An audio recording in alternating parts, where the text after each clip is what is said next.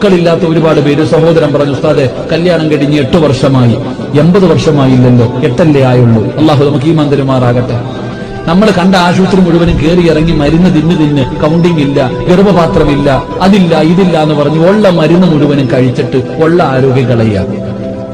പൊന്നാര ചങ്ങാതി, നിനക്ക് മക്കളെ കിട്ടണമെങ്കിൽ മരുന്ന് എന്തിനാ കഴിക്കുന്നത്? മരുന്ന് കഴിച്ച മക്കൾ ചുമ്മാതാണ്. കൗണ്ടിങ് ഇല്ല, അതില്ല ഇതില്ല എന്ന്. എടോ, മക്കൾ എന്ന് പറഞ്ഞ എന്താ?